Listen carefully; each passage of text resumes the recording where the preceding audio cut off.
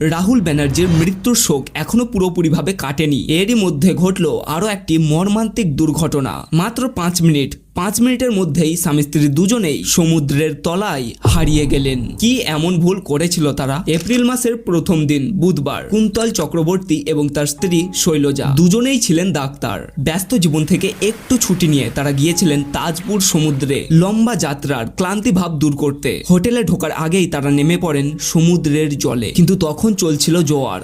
সন্ধ্যা নেমে আসছিল, ঢেউ ধীরে ধীরে বাড়ছে। হঠাৎ একটা শক্তিশালী ঢেউ, আর নিচে ছিল ভয়ঙ্কর স্রোত। কয়েক সেকেন্ডের মধ্যে নিয়ন্ত্রণ হারিয়ে দুজনেই তলিয়ে যায় সমুদ্রের গভীরে। স্থানীয় লোকেরা চেষ্টা করলেও তাদের উদ্ধার করা সম্ভব হয়নি। কিছুক্ষণ পর সমুদ্র তাদের নিথর দেহ ফিরিয়ে দেয়। মন্দারমণি থানায় খবর দেওয়া হয়। হাসপাতালে নিয়ে গেলে মৃত ঘোষণা করা হয়। সময়টা যদি একটু আলাদা হতো, পরিস্থিতি যদি জানা থাকতো, তাহলে আজ হয়তো তারা জীবিত থাকতেন। সমুদ্র সব সময় নিরাপদ নয়, বিশেষ করে যখন সেটা শান্ত দেখায়, কারণ তলায় কি চলছে তা আমরা কখনোই বুঝতে পারি না। সন্ধ্যার সময় বা সমুদ্রের অবস্থা না জেনেই জলে নামা সব থেকে বড় ভুল।